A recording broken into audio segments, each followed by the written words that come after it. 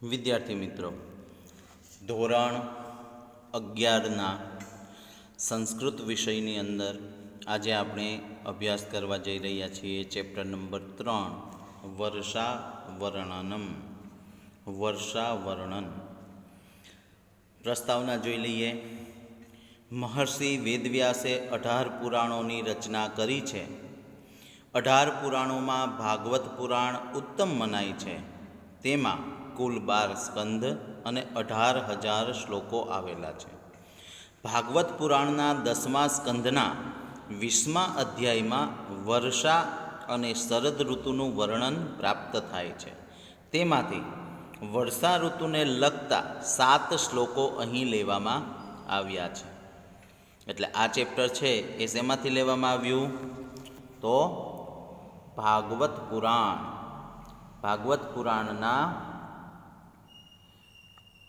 10મા સ્કંદની અંદર આનું વર્ણન છે, જેના રચયિતા વેદવ્યાસજી છે. વેદવ્યાસજીએ ભાગવત પુરાણની રચના કરી અને એ ભાગવત પુરાણની અંદર 12 સ્કંદ અને 18,000 શ્લોકો છે. અને એના 10મા સ્કંદના 20મા અધ્યાયની અંદર આ વર્ણન આવેલું છે. વર્ષા ઋતુનું આગમન થતાં જ વાદળની ગર્જના અને વીજળીના ચમકારાથી આકાશ છવાઈ જાય છે. વાદળોમાંથી જળની ધારાઓ વરસવા લાગે છે. વરસાદનું આગમન થતાં ધરતી સુંદર બનીને શોભવા લાગે છે. ધન ધાન્યથી ભરપૂર ખેતરો જોઈને ખેડૂતો ખુશ થઈ જાય છે. જળચર અને સ્થળચર પ્રાણીઓ એકદમ નવું રૂપ ધારણ કરે છે. ચારેય બાજુ નવું ઘાસ ઉગી નીકળે છે. તેથી રસ્તાઓ ઢંકાઈ જાય છે. વર્ષાનું આગમન મયુરો માટે તો ઉત્સવ બની જાય છે. તેઓ મધુર ટહુકાઓ કરીને પોતાની ખુશી વ્યક્ત કરે છે. હવે આ કાવ્યની ખૂબી એ છે કે તેમાં વર્ષા ઋતુનું વર્ણન અત્યંત સુંદર શબ્દોમાં થયું છે. અહીં ઉપમા અલંકારનો પ્રયોગ રમણીય છે. વળી ઉપમાન તરીકે પસંદ કરેલા પદાર્થો ખૂબ જ આકર્ષક છે. જેમ કે ત્રીજા પદ્યમાં રાત્રિના પ્રારંભે અંધારામાં ચમકતા આગિયાઓને પાખંડી લોકો સાથે અને નહીં દેખાતા ગ્રહોને વેદો સાથે સરખાવ્યા છે.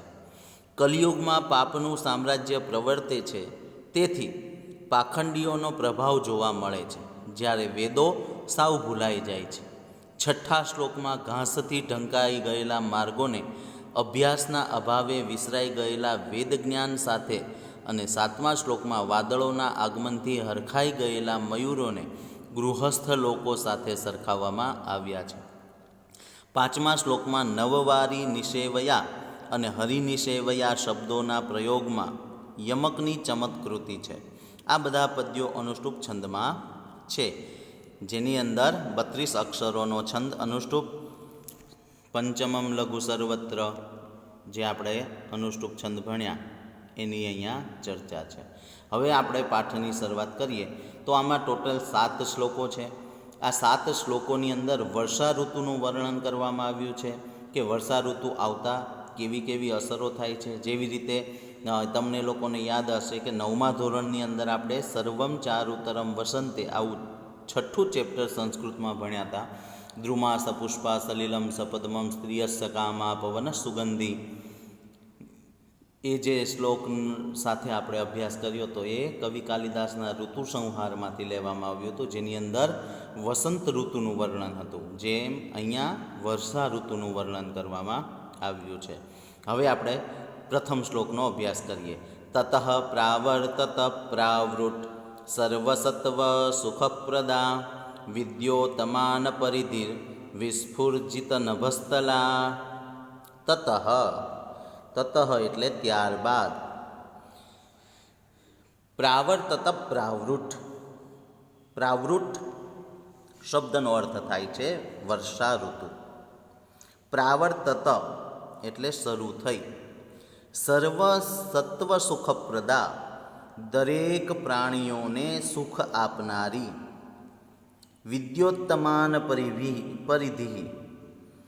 વિદ્યોત્તમાન એટલે તેજ, પરિધિ એટલે વર્તુળ, વિદ્યોત્તમાન પરિધિ, વિદ્યોત્તમાન એટલે ચમકતા તેજો વર્તુળવાળી, વિસ્ફુરજિત નભસ્થલા ખળભળતા, વિસ્ફુરજિત એટલે ખળભળતા, નભઃ સ્થલા એટલે આકાશમાં. આખા શ્લોકનું ભાષાંતર થશે. ત્યારબાદ સર્વ પ્રાણીઓને સુખ આપનારી, ચમકતા તેજવાળા વર્તુળવાળી અને ખળભળતા એટલે કે ગરજતા આકાશવાળી વર્ષા ઋતુ શરૂ થઈ. ખ્યાલ આવી ગયો?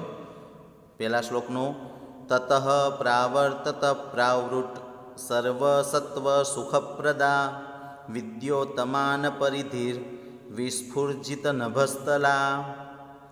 તતઃ એટલે કે ત્યારબાદ, સર્વ સત્વ સુખપ્રદા એટલે કે સર્વ પ્રાણીઓને સુખ આપનારી, વિદ્યોત્તમાન પરિધિ એટલે કે ચમકતા તેજવાળા વર્તુળવાળી, વિસ્ફુરજિત નભસ્થલા એટલે ગરજતા ખળભળતા આકાશવાળી, પ્રાવૃટ પ્રાવર્તત એટલે કે વર્ષા ઋતુ શરૂ થઈ. ખ્યાલ આવી ગયો? હવે આગળ અષ્ટૌ માસાન નિપીતમ યદ્ભૂમ્યા જલમયમ વસુ સ્વગોભિર્મોક્તુમારેભે ભાસ્કરઃ કાલમાગતે. અષ્ટૌ માસાન નિપીતમ યદ્ભૂમ્યા જલમ અયમ વસુ. અષ્ટૌ માસાન 8 મહિનાઓ સુધી પૃથ્વી પરથી જે જળ પીધું છે, ભાસ્કર એટલે સૂર્યએ, એ સૂર્યએ સ્વગોભિર મોક્તુમારેભે પોતાની ઇન્દ્રિયો વડે, સ્વગોભિ અને અહીંયા કિરણો વડે કીધું છે, સ્વગોભિ પોતાના કિરણો વડે જે 8 મહિનાઓ સુધી પૃથ્વી પરનું જળ પીધું છે તેને સમય આવતા સૂર્ય પાછું આપે છે. એટલે કે આખા શ્લોકનું ભાષાંતર થશે અષ્ટૌ માસાન નિપીતમ યદ્ભૂમ્યા જલમયમ વસુ સ્વગોભિર્મોક્તુમારેભે ભાસ્કરઃ કાલમાગતે. અષ્ટૌ માસાન સમય આવ્યો. આખા શ્લોકનું ભાષાંતર એવી રીતે થશે કે કાલ આગતે સમય આવ્યો ત્યારે 8 મહિના સુધી ધરતીનું જે પાણીરૂપી દ્રવ્ય સૂર્યએ પીધું હતું તેને પોતાના કિરણો વડે છોડવાની શરૂઆત કરી. મોક્તુમ આરેભે, મોક્તુમ એટલે છોડવાની, આરેભે એટલે શરૂઆત કરી. આખા શ્લોકનું ભાષાંતર થશે સમય આવ્યો ત્યારે 8 મહિના સુધી ધરતીનું જે પાણીરૂપી દ્રવ્ય સૂર્યએ પીધું હતું તેને પોતાના કિરણો વડે છોડવાની શરૂઆત કરી. ખ્યાલ આવી ગયો? હવે આગળ નિશા મુખે સુખદ્યોતાસ તમસા ભાંતિ નગ્રહા યથા પાપેન પાખંડા નહીં વેદા કલો યુગે. નિશા મુખેશુ, નિશા એટલે રાત્રિ અને મુખ એટલે પ્રારંભ. રાત્રિના પ્રારંભના સમયમાં ખદ્યોતાહા, ખદ્યોતાહા એટલે ખદ્યોતાહા એટલે આજ્ઞા. આજ્ઞા એટલે પેલા રાત્રિના સમયે લાઇટવાળા જે જીવડા કહીએ, જેને આપણે જુગનું કહીએ છીએ. હિન્દીમાં એને જુગનું કહેવાય અને ગુજરાતીની અંદર આપણે એને આજ્ઞા કહીએ છીએ. આજ્ઞા એટલે નિશા મુખેશુ ખદ્યોતા તમસાહા ભાંતિ નગ્રહા. તમસા એટલે અંધકારમાં. રાત્રિની પ્રારંભ કાળમાં જે અંધકાર છે એ અંધકારની અંદર આજ્ઞાઓ શોભાયમાન થાય છે. ભાંતિ ન ગ્રહા, પણ ગ્રહો શોભાયમાન થતા નથી, મતલબ ગ્રહો દેખાતા નથી. યથા પાપેન પાખંડા, જેવી રીતે આ કળિયુગના સમયમાં પાપ વડે પાખંડી લોકો શોભે છે, પણ વેદોની જેમ ગ્રહો શોભતા નથી, એટલે કે વેદો શોભતા નથી. અત્યારે પાખંડીઓ પૂજાય છે. હમણાં આપણે એક ઉદાહરણ હતું કે જે હવે સાચું હોય કે ખોટું, પણ આપણે ઘણા એવા દાખલાઓ જોઈએ છીએ કે જે પાખંડ કરે છે, જે ધર્મના નામે ઢોંગ કરે છે, જે ધતિંગ કરે છે, એ લોકોને પબ્લિક ખૂબ પૂજે છે. જ્યારે આપણી મૂળ સંસ્કૃતિ, આપણા વેદો એ વિસરાઈ ગયા છે. વેદોના મંત્રો સાંભળે ને તો લોકોને હસવું આવે છે. એક પણ વેદના મંત્રોને આપણે સારી રીતે દિલથી, શ્રદ્ધાથી સાંભળતા નથી. બાકી આપણા ખરેખર જોઈએ ને તો ભારતની અંદર મંત્ર શક્તિ એ વધુ કામ કરતી હતી. અત્યારનો સમય યંત્ર યુગ છે, એટલે યંત્ર એટલે સાધનો, એટલે અત્યારે આપણે સાધન વગર કોઈ કામ નથી થતું. પણ પહેલાંના સમયમાં મંત્રો વડે કાર્યો થતા હતા. એટલે કહેવાનો ભાવ છે કે આપણી ભારતીય સંસ્કૃતિ, આપણે વેદોને છે ને એક બહુ સામાન્ય ગ્રંથો માની બેઠા છીએ. બાકી વેદમાં જે તાકાત છે, વેદોના મંત્રોમાં જે શક્તિ છે, તો એ મંત્રો જે છે એ મંત્રોને, દેવતાઓ પણ આ મંત્રોને આધીન છે. જ્યારે આહ્વાન કરવામાં આવે છે ને કે ભાઈ અહીંયા ભગવાનને કે કોઈ પણ દેવી દેવતાઓને આપણે આહ્વાન કરી અને બોલાવવામાં આવે, તો એ મંત્રની તાકાત છે કે દેવી દેવતાઓએ આહ્વાન સાંભળી, એ આહ્વાનનો મંત્ર સાંભળી અને દેવો કે દેવીઓએ, દેવતાઓએ આવવું પડે છે. પણ આપણે આ વસ્તુઓને માનતા નથી, કારણ કે વિજ્ઞાન, ટેકનોલોજી આપણને બહુ પસંદ પડી ગઈ છે. પણ હકીકત એ છે કે આપણે જ આપણી ભારતીય સંસ્કૃતિ, આપણા વેદોને વિસરી ગયા છીએ. ચલો, ત્રીજો શ્લોક છે એનું ભાષાંતર કરીએ. નિશા મુખે સુખદ્યોતા તમસા ભાંતિ ન ગ્રહ યથા પાપેન પાખંડા નહીં વેદા કલૌ યુગે. જેવી રીતે રાત્રિના શરૂઆતના સમયે, એટલે કે રાત્રિના પ્રારંભકાળમાં, કળિયુગમાં પાપ વડે પાખંડી લોકો શોભે છે, તેમ અંધારામાં આજ્ઞાઓ શોભે છે. ગ્રહોની માફક વેદો શોભતા નથી. અહીંયા બે અર્થ આપ્યા છે કે રાત્રિનો સમય શરૂ થાય એટલે કે અંધારું થાય એટલે પાખંડીની જેમ આજ્ઞાઓ શોભે છે, ગ્રહો શોભતા નથી, એટલે કે એ દેખાતા નથી. જેવી રીતે આ કળિયુગની અંદર પાપ વડે જે પાખંડીઓ શોભી રહ્યા છે, તેવી રીતે વેદો શોભતા નથી. હવે આવ્યું કે વર્ષા ઋતુ થતાં શું થાય છે, તો કે ક્ષેત્રાણી સસ્ય સંપદ્ભિ કર્ષકાણામ મુદમ દદુઃ ધનીનામુપતાપં ચ દૈવાધીનમજાનતામ. ક્ષેત્રાણી એટલે ખેતરો, સસ્ય સંપદભિ ધાન્યરૂપી સંપત્તિ વડે, સસ્યમ એટલે અનાજ અને સંપદભિ એટલે સંપત્તિ. સસ્ય સંપદભિ એટલે અનાજરૂપી સંપત્તિ દ્વારા કર્ષકાણામ, કર્ષક એટલે ખેડૂત અને કર્ષકાણામ એટલે ખેડૂતોને, મુદમ એટલે આનંદ, દદુહુ એટલે આપવા લાગે છે. ધનીનામુપતાપમ ચ અને ધનીનામ એટલે ધનવાનોને, ઉપતાપમ એટલે સંતાપ, અજાનતામ ન જાણતાઓને, દૈવાધીનમ અજાનતામ દૈવાધીન જે ભાગ્યને આધીન બેસી રહે છે, એવી રીતે. આખા શ્લોકનું ભાષાંતર થશે કે ખેતરો ધાન્યરૂપી સંપત્તિ વડે ખેડૂતોને આનંદ આપવા લાગ્યા, પરંતુ સર્વ ભાગ્યને આધીન છે. આ વાતને ન જાણનારા, અનાજનો સંગ્રહ કરનારા ધનવાનોને સંતાપ આપવા લાગ્યા.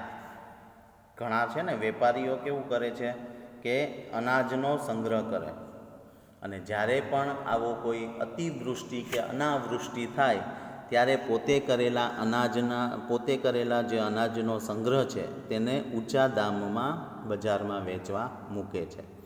એટલે હવે વર્ષા ઋતુ આવતા ખેતરો એ અનાજયુક્ત બને છે, એટલે ખેડૂતોને આનંદ પ્રાપ્ત થાય છે. જ્યારે અનાજનો સંગ્રહ કરનારા કે આ બધું ભાગ્યને આધીન છે એવું ન જાણનારા લોકોને ઉત્પાત થવા લાગે છે. ચલો આગળ. જલસ્થલૌકશ સર્વે નવવારી નિષેવયા અબિભ્રદ રુચિરમ રૂપમ યથા હરિનિષેવયા. નવવારી નિષેવયા અને હરિનિષેવયા આ બે શબ્દોથી યમક કૃતિ કરવામાં આવી છે. હવે શું કહે છે કે જેવી રીતે હરિનિષેવયા ભગવાનની સેવા કરવાના રમણીય રૂપ ધારણ કરે છે, ભગવાનની સેવા કરવા માટેનું જે રમણીય રૂપ ભક્ત ધારણ કરે છે, તેમ બધા જળ અને સ્થળમાં રહેનારાઓને નવા જળનું સેવન કરવાથી રમણીય રૂપ ધારણ કર્યું હતું. નવવારી નિષેવયા જલસ્થલૌકશ સર્વે, જળસ્થળ, જળચર અને સ્થળચર બધા જ પ્રાણીઓ નવવારી નવા પાણી દ્વારા નવા જળનું સેવન કરીને રમણીય રૂપ ધારણ કરે છે. જેવી રીતે હરિનિષેવયા ભક્ત જેમ ભગવાનની સેવા કરી રમણીય રૂપ ધારણ કરે છે, તેમ બધા જ જળ અને સ્થળ પર રહેનારાઓને નવા જળનું સેવન કરવાથી રમણીય રૂપ ધારણ કર્યું હતું, કે રમણીય રૂપ પ્રાપ્ત કરે છે. ખ્યાલ આવી ગયો? જલસ્થલૌકશ સર્વે નવવારી નિષેવયા અબિભ્રદ રુચિરમ રૂપમ યથા હરિનિષેવયા. જેવી રીતે યથા હરિનિષેવયા ભક્ત જેમ ભગવાનની સેવા કરી રમણીય રૂપ ધારણ કરે છે, તેમ નવા પાણીની આવકથી જળ ઉપર અને સ્થળ પર રહેનારા દરેક પ્રાણીઓ પણ રમણીય રૂપ પ્રાપ્ત કરે છે. હવે આગળ. માર્ગા બભૂહુ સંદિગ્ધા તૃણેચ્છન્ના યસંસ્કૃતા નાભ્યસ્યમાના શ્રુતયો દ્વિજૈકાલ હતા ઇવ. અહીંયા પણ ઉપમા આપી છે.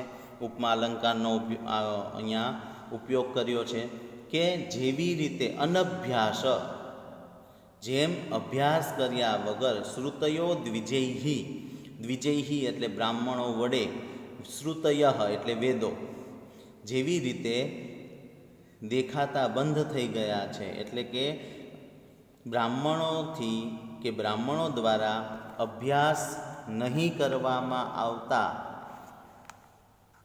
સમય આવ્યે વેદોનું જ્ઞાન નાશ પામ્યું છે. તેવી જ રીતે સરખા ન કરવામાં આવેલા માર્ગો પણ ઘાસથી છવાયેલા અસ્પષ્ટ અને ધૂંધળા બન્યા છે. બભુહુ સંદિગ્ધ, સંદિગ્ધ શબ્દનો અર્થ થાય છે અસ્પષ્ટ, ધૂંધળું. માર્ગ ધૂંધળા એટલે કે માર્ગ એ ઘાસ વડે ઢંકાઈ ગયા છે. જેવી રીતે બ્રાહ્મણો વેદોનો અભ્યાસ સમયાંતરે કરતા બંધ થયા અને બ્રાહ્મણો એ વેદોનો અભ્યાસ બંધ કરવાના કારણે જેવી રીતે વેદોનો નાશ થઈ રહ્યો છે, તેવી જ રીતે એટલે કે વેદોનું જ્ઞાન હવે ધૂંધળું થઈ ગયું છે, તેવી રીતે વરસાદના કારણે નવું ઉગેલા ઘાસના લીધે માર્ગો પણ ધૂંધળા બની ગયા છે. ખ્યાલ આવી ગયો? હવે આગળ. મેઘાગમોત્સવા રુષ્ટા પ્રત્યનંદન શિખંડિન ગૃહેષુ તપ્તા નિર્વિર્ણા યથા ભગવજ્જનાગમે. શિખંડિન, શિખંડી એટલે મયુર, મયુર એટલે મોર. મેઘાગમોત્સવા રુષ્ટા, મેઘાગમ વરસાદના આગમનથી, ઉત્સવા રુષ્ટા મેઘોના આગમનથી. જેવી રીતે અહીંયા ઉદાહરણ ભક્તનું આપ્યું છે કે જેમ ભગવાનના ભક્તોનું આગમન થતાં સંતાપ ગૃહેષુ તપ્તા નિર્વિર્ણા ભગવત જનાગમે યથા, જેવી રીતે ભગવાનના ભક્તોનું આગમન થતાં થાકેલા અને સંતાપ પામેલા ગૃહસ્થીઓ આનંદ અનુભવે છે, તેવી રીતે વાદળોના આગમનને ઉત્સવ માનનારા મોર નાચી ઉઠે છે. જેવી રીતે પોતાના ઘરના કાર્યોના કારણે કે ગૃહસ્થી જીવનના કારણે થાકેલા અને સંતાપ પામેલા ગૃહસ્થીઓ ભગવાનના ભક્તોનું આગમન થતાં આનંદ અનુભવે છે, તેવી રીતે વરસાદના આગમનને ઉત્સવ માનનારા મોર એ હર્ષ પામી અને નાચી ઉઠે છે. ખ્યાલ આવી ગયો? સાથે શ્લોકોનો ના ખ્યાલ આવ્યો હોય તો આ દરેક શ્લોકો વખતે ભાષાંતર સમજો અને એના ભાષાંતરને ધ્યાનથી વાંચો અને દરેક શ્લોકને એવું લાગે તો વિડીયો ફરીથી જોવો એટલે તમને ખ્યાલ આવી જશે. સ્વાધ્યાયની અંદર આ MCQ જે આપેલા છે એ MCQ, સંસ્કૃત પ્રશ્નો, ગુજરાતી પ્રશ્નો અને સમીક્ષાત્મક નોંધ અને સંદર્ભ સમજાવવો, સસંદર્ભ, આટલી વસ્તુઓ આપણે કરવાની છે. ઓકે વિદ્યાર્થી મિત્રો, હવે આગળ આપણે સ્વાધ્યાયની ચર્ચા કરી તો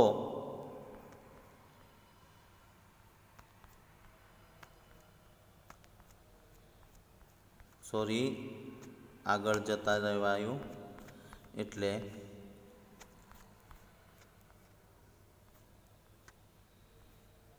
અહીંયા સુધીનું આપણે ભણવાનું છે.